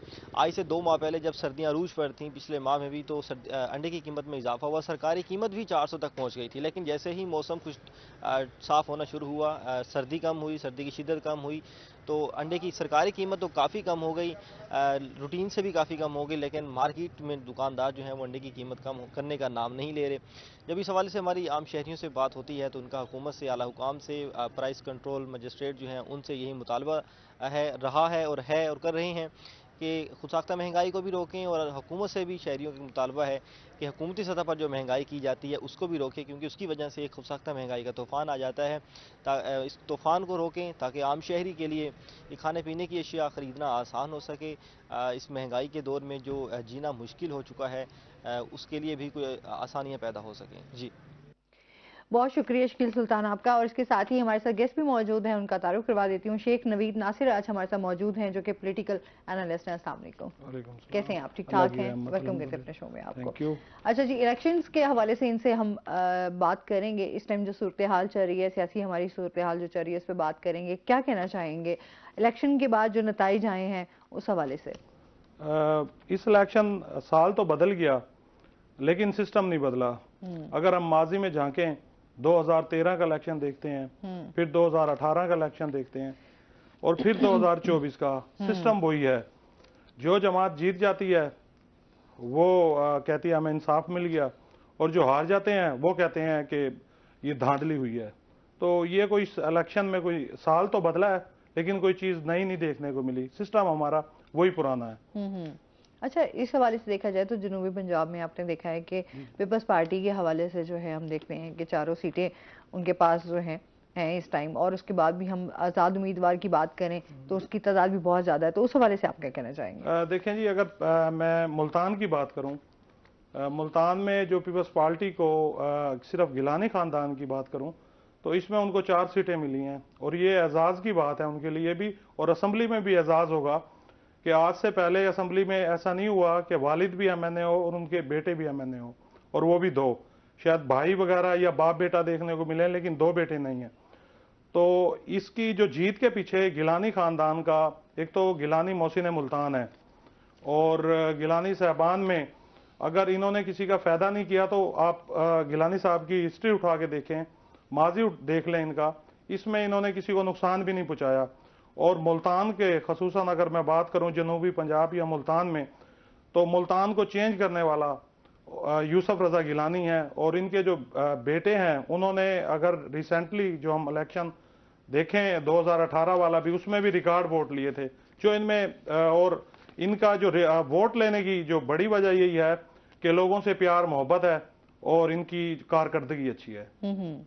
अच्छा, उसके हम ऑपोजिट देखें, तहरीक इंसाफ के हवाले से भी बात करते हैं। आज़ाद उम्मीदवार जिस तरह से मलिक आमिर डोगर जो हैं वो भी जीते हैं बड़ी अच्छी तादाद में, और फिर जहांगीर तरीन साहब ने भी जो है वो अब तो सियासत से अलहदगी का ऐलान कर चुके हुए हैं। क्या कहेंगे इस बारे में? इस इलेक्शन में ना एक चीज बहुत अच्छी देखने को मिली है, और वो ये है कि लोगों ने उन लोगों को मुस्तरद कर दिया जो बड़े बड़े नाम थे, बड़े बड़े ओहदों पे फैज़याब रहते थे, और वो अपने आप को मुकद्दस गायें समझते थे। तो इस दफा अवाम ने ये मैसेज दिया उन्हें कि हम मुसलमान हैं और हम तो गायें खाते हैं। अब होगा वही जो इज्जत करेगा और आवाम की खुशी गमी में जाएगा और लोगों को प्यार मोहब्बत और इज्जत देगा, लोग उसी को चुनेंगे। इसमें अगर हम बात करें मुल्तान में आमिर डोगर साहब की, तो आमिर डोगर साहब का लोगों से मिलने का अंदाज बहुत ज़बरदस्त है, और वो लोगों की खुशी गमी में जाते हैं, और उनके डेरे आवाम के लिए हर टाइम खुले हैं दरवाजे। तो इसकी आवाम ने अपनी जो अपना मैंडेट दिया है वो यही दिया है कि जो लोग प्यार करेंगे, मोहब्बत करेंगे, एहतराम करेंगे, तो हम उसी को चुनेंगे। अच्छा, अभी ओवरऑल तमाम सिचुएशन को देखते हुए आप क्या कहेंगे अभी मुल्की सतह पर जो है वो क्या असरात होंगे इन तमाम चीज़ों के बाद जो अब नई हुकूमत बनने जा रही है? आसमा, आपने सवाल बहुत प्यारा किया है। इसमें अगर अब सादा अक्सरियत अगर किसी भी एक जमात को मिलती तो मुल्क, मेरे ओपिनियन यही है मेरा, कि अगर किसी को भी सादा अक्सरियत मिल जाती तो मुल्क अच्छी डायरेक्शन पे होता। लेकिन अभी तो बड़े खौफनाक हालात देख रहा हूँ। लेकिन अल्लाह पाक हमारे पाकिस्तान पे रहम फरमाए, और जितनी भी पॉलिटिकल पार्टियां हैं इनको भी चाहिए कि होश के नाखून लें, और अगर ये पाकिस्तान होगा तो ये सियासत भी होगी और ये सिस्टम भी होगा। अगर पाकिस्तान ही नहीं होगा तो ये क्या होगा? यहाँ पे कुछ भी नहीं होगा। तो ये अब ये देखें कि जो मियाँ साहब इस दफा अवाम ने मैंडेट किसको दिया और मिल किसको गया। मैं पहले भी ये बात कर चुका हूं कि माजी में आप जैसे देखें कि अवाम चुनती किसको है, वोट किसको देते हैं, निकल कहां जाता है। तो डेफिनेटली इस इलेक्शन में भी कुछ देखने को मिला है। तो बहरहाल वही बात आ जाती है ना कि अभी जो भी तमाम सूरत हाल देखते हुए सबसे बड़ी जो चीज़ आती है वो ये कि अपने मुल्क के बारे में सोचा जाए। इस टाइम तमाम अपनी ज़ातियात चीज़ों को भी आप साइड पे रखें, इक़्तिदार को भी साइड पे रखें, तो आप मुल्क के लिए काम करें। ये मुल्क के लिए तो देखें ना, कोई सदारत का ख्वाब देखा हुआ किसी ने वजीर आजम का ख्वाब देखा हुआ है। मुल्क के लिए तो कोई भी नहीं सोच रहा, और अभी भी ये जंग जारी है, सिर्फ अपने मुफाद की जंगें लड़ रहे हैं। बिल्कुल जी। इसमें अभी मजीद भी आपसे जानते हैं।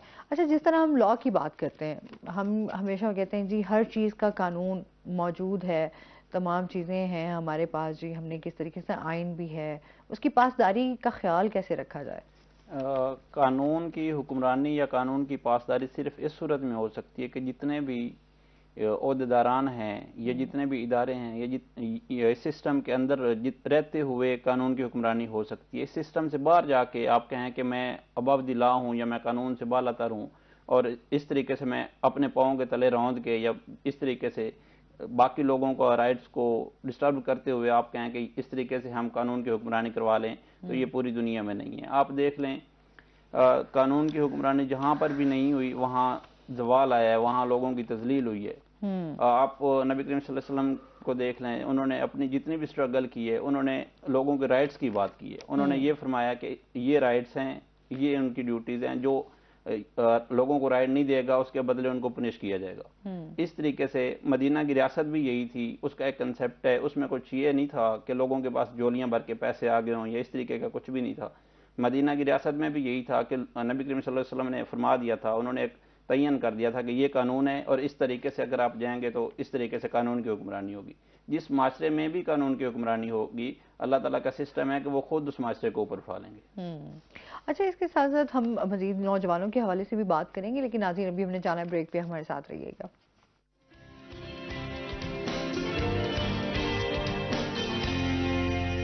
वेलकम बैक नाज़रीन। अच्छा, इस तरह की जिस तरह हम लॉ की बात कर रहे हैं तो बहुत सारे नौजवान इस प्रोफेशन के साथ अटैच भी होना चाहते हैं, और जो ऑलरेडी अटैच्ड हैं, जिनकी प्रैक्टिसेस चल रही हैं, उस हवाले से भी जानना चाहेंगे क्या क्या मसाइल हैं। जो सबसे पहले पाकिस्तान में लॉ के हवाले से जो मसला है ना, आप बच्चों को 12 साल FSC तक वैसे पढ़ाते हैं, उसके बाद 5 साल के लिए लॉ करवा देते हैं, उसके बाद छोड़ देते हैं फील्ड में ना। भाई हर कोई जाए अपने सिस्टम, अपने सर पे अपने सीनियर को ढूंढे, उसके बाद आगे से उसकी किस्मत सीनियर कैसा मिलता है। अगर सीनियर अच्छा मिल जाए, जैसे कुछ सीनियर जो बड़ी बड़ी लाइब्रेरीज होते हैं वो बच्चों को सिखाते हैं, उनको बताते हैं एथिक्स क्या है, कैसे पेश होना है कोर्ट में। और कुछ सीनियर ऐसे होते हैं जो उनको बताते ही नहीं है, वो बड़े कंजर्वेटिव से माइंड के होते हैं और रिजर्व से रहते हैं, अपने जूनियर्स को अपने ऑफिस में नहीं आने देते, उनको अपने क्लाइंट्स के साथ डील नहीं करने देते, उनके साथ बैठने नहीं देते। तो जो हमारी बार कौंसिल का सबसे बड़ा इशू है, जो मैं समझता हूँ कि अब तक का सबसे बड़ा इशू है उनके सामने, ये इलेक्शंस होते रहेंगे, इनसे कोई फ़र्क नहीं आने वाला। जो जिस चीज़ पे उनको कानून साजी करनी चाहिए वो ये है कि जब स्टूडेंट्स फील्ड में आएँ तो उसके बाद उनके लिए एक अलग से प्लेटफॉर्म हो कि वो वहाँ पे जाएँ 6 महीने या साल के लिए, जैसे UK में है या बाकी दुनिया के कुछ दूसरे ममालिक में है। आप 6 महीने या साल के लिए उनको स्पेसिफाइड कर दें कि आपने इन कोर्ट्स में जाना है और इन केसेस में आपने पेश होना है। उनका इंटरेस्ट ऑफ पूछ लें, एरिया ऑफ इंटरेस्ट उनसे पूछ के उसके बाद उनको उसमें प्रिपेयर करें, फिर उनको कोर्ट्स में जाने की इजाज़त हो। सही है। तो आप समझते हैं कि सीनियर जो हैं जितने भी लॉयर्स वो कोऑपरेट नहीं करते? नहीं, मैं ये नहीं समझता कि सारे नहीं कोऑपरेट करते। मैं ये समझता हूँ कि 20% या 30% सीनियर्स हैं जो कोऑपरेट नहीं करते। उनके मसाइल अलग होते हैं। ये भी हो सकता है कि उनके बहुत बड़े केसेस हों। ये हो सकता है जैसे हम अभी यहाँ मुल्तान की आप बात करें तो मलिक सलीम साहब हैं, वो फौजदारी के बहुत बड़े वकील हैं। पूरी एक लाइब्रेरी है साउथ पंजाब के, ऑलमोस्ट वो फौजदारी के मर्डर ट्रायल के सबसे बड़े वकील वही हैं मलिक सलीम साहब। हमारा चैम्बर वही है, वो हमें बड़ा कोऑपरेट करते हैं। उसके मुकाबले में अगर आप किसी सीनियर को जो लाहौर में है, आजम नज़ीर तारड़ साहब हैं, वो उनके केसेस बड़े हैं, वो अपने जूनियर्स को उस हिसाब से ट्रीट नहीं करते जिस हिसाब से मलिक सलीम साहब करते हैं या यहाँ पे बाकी जो दोस्त सीनियर हैं वो करते हैं। अच्छा, और नौजवानों का क्या कहना है इस बारे में?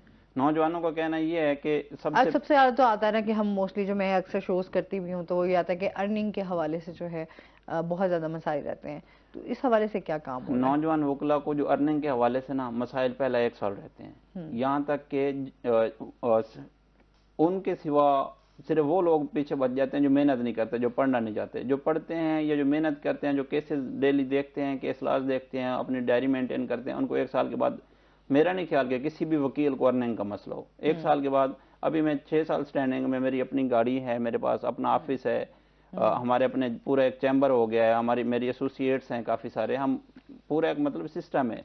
अगर आप वर्क नहीं करेंगे, आप मेहनत नहीं करेंगे, तो आपको ये मसाइल हैं। आप मेहनत करें। दुनिया में आप कोई एक प्रोफेशन भी ऐसा नहीं है जिसमें अगर आप सिर्फ बोलते हैं खड़े होके, अगर आप फॉर एग्जांपल यहाँ पे एक बेल में आप पेश होते हैं, मर्डर की बेल है या नैब की बेल है या एफआईए की बेल है, आपको 7 से 10 मिनट बोलने के आपको 5 से 7 लाख रुपए मिल जाते हैं। इससे बड़ा और कौन सा प्रोफेशन है जिसमें आप अर्निंग के हिसाब से बात करते हैं कि उसमें अर्निंग ज्यादा है? पूरी दुनिया में वुकला से ज्यादा ना कोई पैसे कमा रहा है और ना ही कोई कमा सकता है। ये तो आपने लोगों के लिए एक वो कर दिया है कि अच्छा जी, अगर आपने अच्छी अर्निंग कमानी है तो आप लॉयर का जो है ना, वो आप लॉयर बन जाएं, अगर आपने अच्छी लॉ का अर्निंग करनी प्रोफेशन है, चूज करें। अगर आपने अच्छी अर्निंग करनी है और रिस्पेक्टफुल करनी है तो आप लॉ में आए। इसके अलावा आप कहीं ना जाएं। दूसरे, एक तो इसमें अर्निंग बहुत ज्यादा है, दूसरे इसमें आपकी रिस्पेक्ट है। आपको इवन के कोर्ट्स जो जजेस हैं, हाई कोर्ट के जजेस हैं, वो भी आपको ऑफिसर ऑफ द कोर्ट कह के बुलाते हैं। वो भी ये नहीं कहते कि आप इधर आ जाएं, तुम इधर आ जाओ, ये नहीं होता। मतलब एक आप कहते हैं कि रिस्पेक्ट के साथ जो है आप इस प्रोफेशन को चूज कर सकते हैं।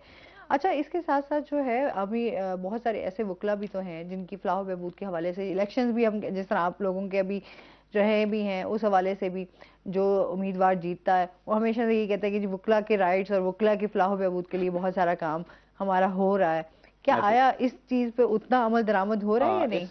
जो वकला के इलेक्शंस है ना, उसका सबसे बड़ा मसला ये है कि वो बहुत एक्सपेंसिव हो गए हैं। हाई कोर्ट की आप बात करें तो इसमें 29 या 33 बार एसोसिएशन हैं, साहिवाल से लेकर डीजी खान तक। आपकी फ्यूलिंग है, आपके फूड एक्सपेंसेस हैं, इसके बाद बाकी सारे हैं। तो जो भी कोई एक प्रेसिडेंट बन के आता है ना, उसने जो सबसे पहले करना है, उसने ना वकला को यूनिटी में रखना है, उनको इत्तेहाद में रखना है।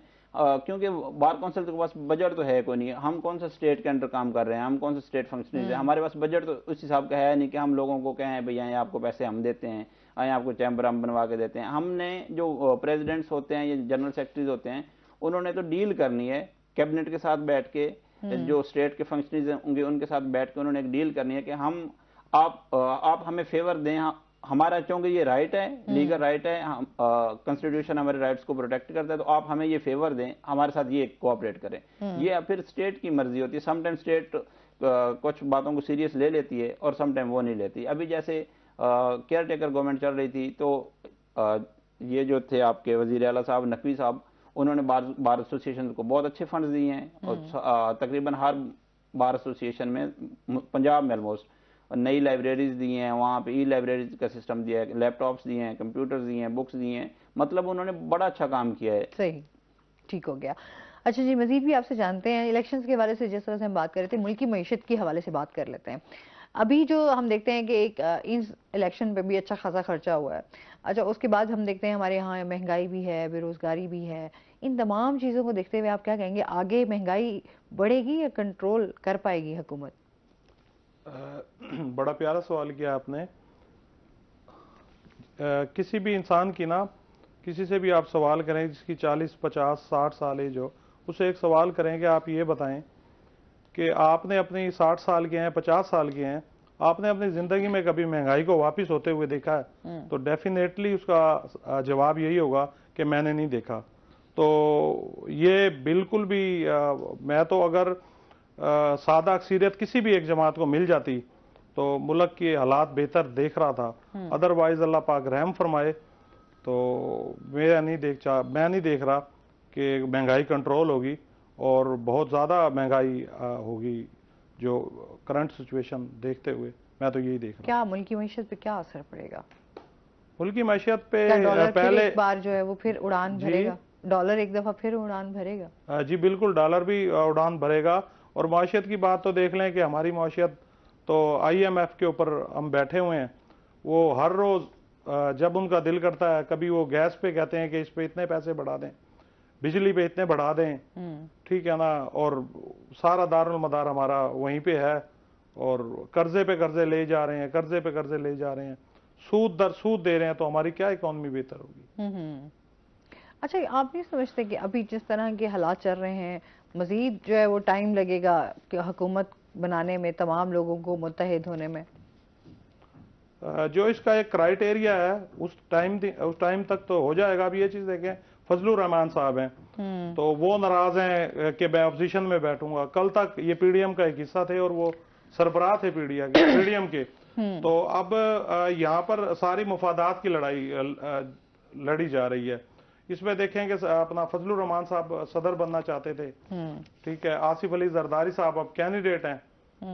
तो ये जितनी भी सियासी जमातें हैं, इनको मैं पहले भी कह चुका हूं कि होश के नाखून लें और मुल्क के खातिर कम से कम ये 5 साल दें, तो फिर बाद में लूट मचा लें जब हमारी इकोनॉमी बेहतर हो जाए। तो आप चाहते हैं कि वो फिर लूट मचाएं? पहले देखें ना, इन्होंने किसी भी तरीके से टलना तो नहीं है ना। आप बताएं आप कि भाई ये इन्होंने किसी तरीके से टलना है। हमारे जितने भी पॉलिटिकल जमातें हैं, तो ये 5 साल तो सब्र कर लेना। अब ये ना हो कि 4 महीने हैं कि 5 साल जो है ये टेन्योर अपना पूरा कर पाएगी आने वाली हुकूमत जो? मैं तो 1 साल भी नहीं देख रहा कि एक साल भी ये हुकूमत डिलीवर कर पाएगी। मैं नहीं देख रहा। मैं सर की बात को सेकंड करता हूं कि जब तक अक्सरियत में कोई एक जमात नहीं आ जाती, मैं लफ्ज़ अक्सरियत का इस्तेमाल कर रहा हूँ, कि उसमें कोई एक जमात नहीं आ जाती ना, तब तक हमारे मसाइल हल नहीं होंगे। अक्सरियत में अगर कोई जमात एक आ जाएगी तो वो लोगों को सर्व करेगी, लोगों तक रसाई करेगी चीज़ों की। जब तक ये नहीं होगा ना, असल में जो हमारे फैसला साज है ना, उनका मसला ये है क्योंकि उन्होंने यहाँ पे रहना नहीं है। फैसला साजों ने थोड़ी देर के लिए किसी एक को बिठा दिया, किसी दूसरे को बिठा दिया। अब आप बताएं कि मुझे मैंडेट नहीं मिला, एक इलाके से, एक हल्के से मैं हार गया हूँ, तो ये कैसे मुमकिन है कि मैं उस लोगों की, उस हल्के की अवाम की फलाह बहबूद के लिए काम करूंगा? ये मुमकिन ही नहीं होता। इसलिए ये होने दें कि फ्री एंड फेयर इलेक्शन हो जाते, इस पे क्वेश्चन अराइज ना होते, तो लोग मैंने सर को वोट दिया, मैंने आपको वोट दिया, मैं आपके पीछे खड़ा हूँ, आप जिधर मर्जी ले जाएं, हम खड़े हैं, हम खुश भी हैं, हम खुशहाल भी हैं। खुशहाली ये नहीं है कि आपके पास पैसे बहुत ज्यादा हो, खुशहाल ये है कि आप मुतमईन हो। मुतमईन आप होंगे तो आप खुशहाल होंगे। किसी दूसरे को, चोर चक्के को आपके सर पे बिठा दें तो क्या ये पॉसिबल है कि वो आपको खुशनुदी की तरफ या अच्छे कामयाबी की तरफ आपको ले जाएगा या इससे कुछ बेहतरी हो जाएगी? ऐसा मुमकिन नहीं होता।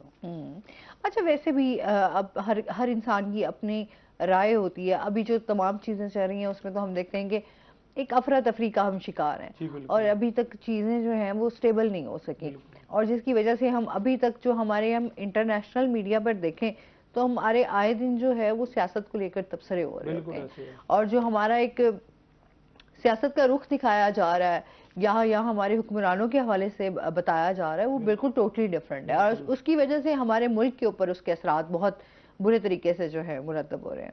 बिल्कुल, ये देखें ना, मैं पहले भी ये बात कर चुका हूँ कि अगर हम माजी भी देखें तो माजी में भी यही कुछ होता था, ठीक है। अच्छा, मजे की बात है, जो 2013 को जो रोते थे, ठीक है ना, वो 2018 में बड़े खुश हुए कि हमें मैंडेट मिल गया। और अच्छा, जो तो 2013 के अंदर इक्तदार में थे तो वो लोग 2018 में रोते हुए नजर आए। अब जो लोग 2018 में इक्तदार में थे आज वो रो रहे हैं, जो 2018 में रो रहे थे आज वो खुश हैं। तो यहाँ पे जब ऐसा सिस्टम होगा, तो मैंने पहले भी बात की है कि 2024 साल तो बदला, बदकिस्मती से हमारा सिस्टम नहीं बदला। अच्छा, आने वाले हालात के बारे में आप जो समझते हैं कि अलार्मिंग सिचुएशन हो सकती है? डेफिनेटली।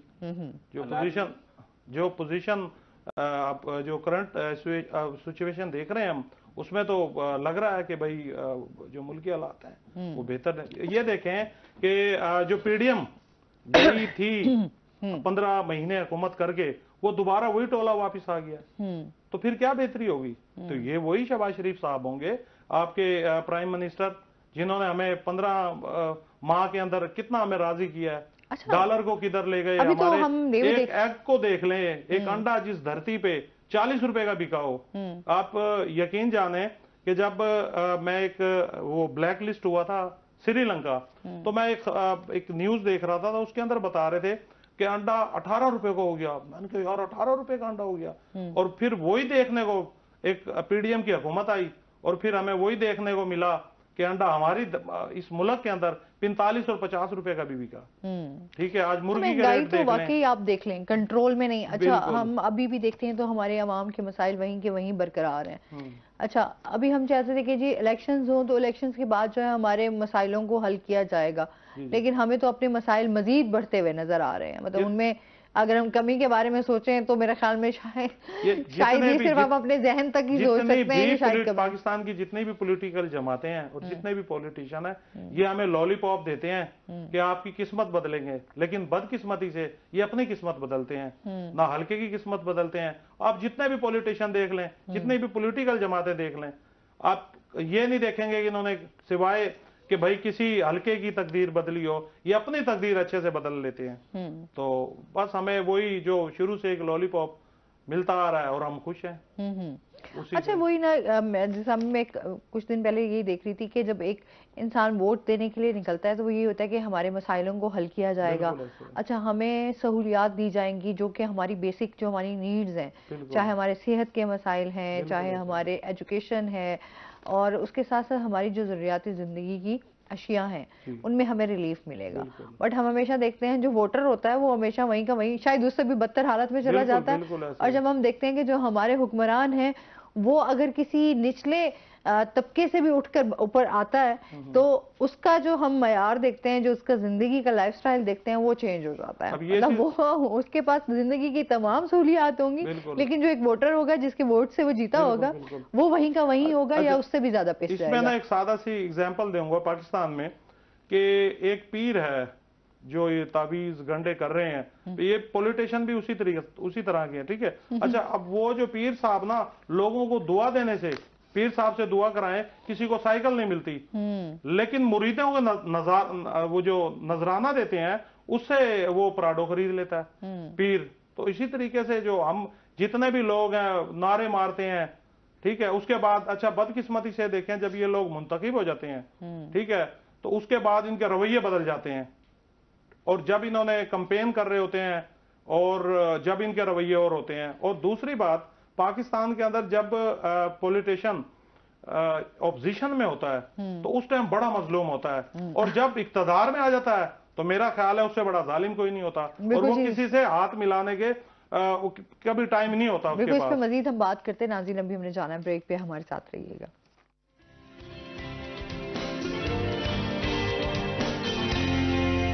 वेलकम बैक नाजरीन। अच्छा, ये बताएं कि आप इस इलेक्शन को लेकर आप क्या समझते हैं, लॉ क्या कहता है?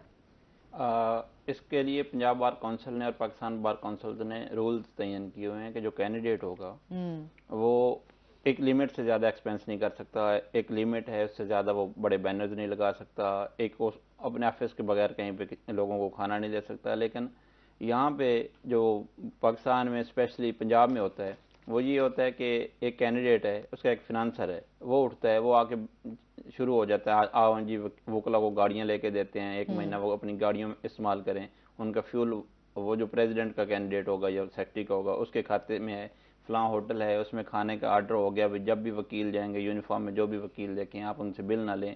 तो इस तरीक़ेकार को ना चेंज होना चाहिए। हम ये चाहते हैं कि जो वकील है ना वो प्रैक्टिशनर वकील हो, उसके फिनांसर्स ना हो, उसको बार एसोसिएशन के मसाइल का पता हो, उसको वकला के मसाइल का पता हो, उसको ये ना पता हो कि फलां जगह पे सोसाइटी बन रही है तो वहाँ पे 2 एकड़ पे कब्जा करना है, तो वो जब 2 एकड़ पे कब्जा कर लेंगे तो उससे ये सारे इलेक्शन के पैसे निकलेंगे। इन चीज़ों से निकल के जब तक हम बार एसोसिएशन और वकला की फलाह के लिए नहीं सोचेंगे इकट्ठे बैठ के, तो तब तक ये जो मसाइल हैं वकला के वो हल नहीं होंगे। और अच्छा, जो हमारे जनरल इलेक्शन हुए मैं उसके बारे में भी जानना चाह रही थी, जो भी सूरत हाल बनी हुई है उसके हवाले से आपकी क्या राय है? जनरल इलेक्शन जो हुए हैं ना उसमें मैं नहीं समझता, हम वकील हैं, हम जितने भी कैबिनेट हमारी बैठती है हम ये नहीं समझते कि ये इलेक्शन हुए हैं। फर्स्ट ऑफ ऑल ये सिलेक्शन थी, उसको देख लें कि सिलेक्शन किसने की। इसमें अदलिया का पूरा किरदार है, पूरा किरदार है कि उन्होंने किस तरीके से एक टोले को हम सब पे मुसल्लत करने की कोशिश की है।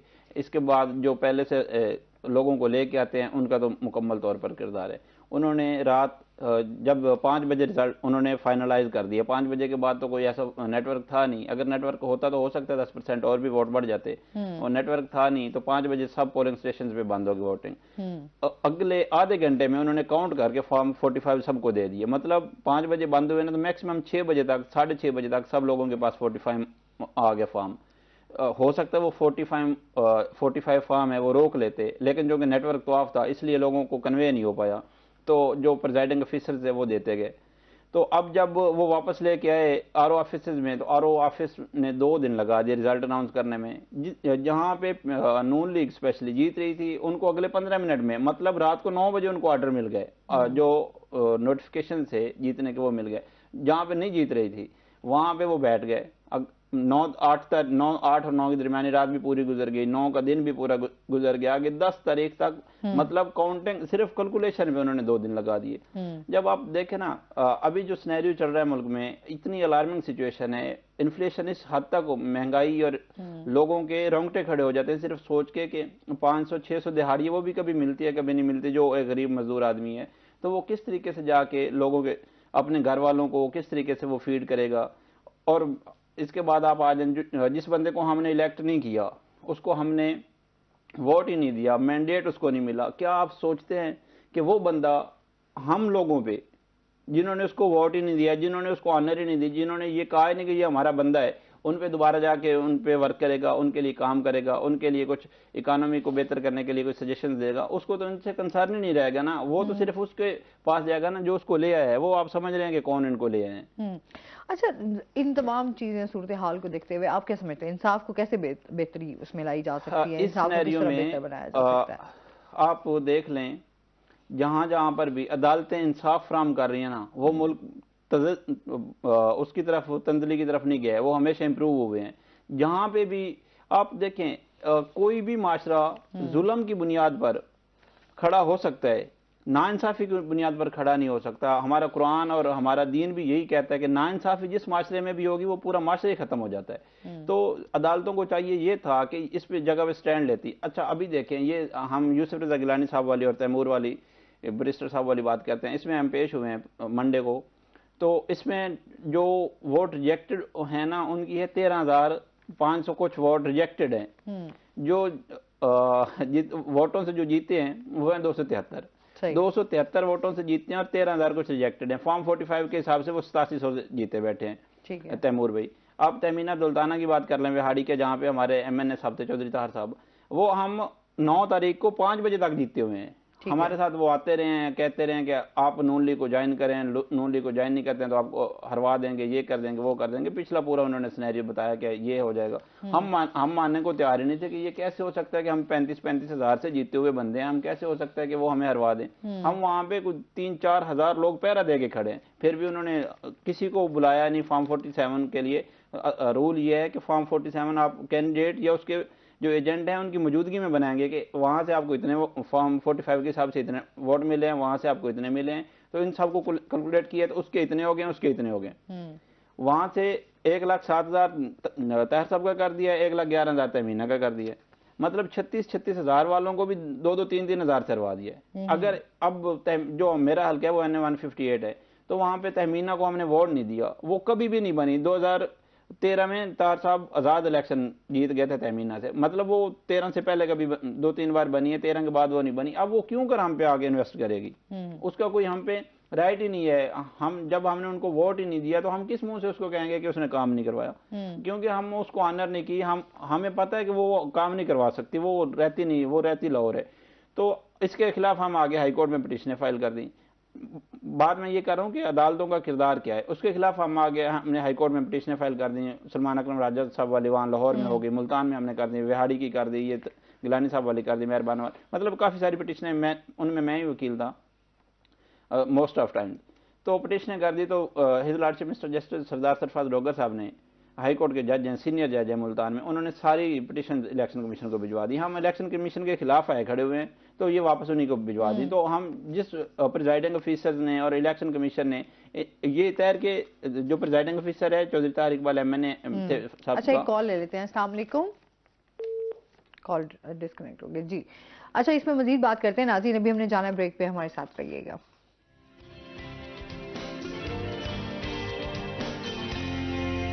वेलकम बैक नाजरीन।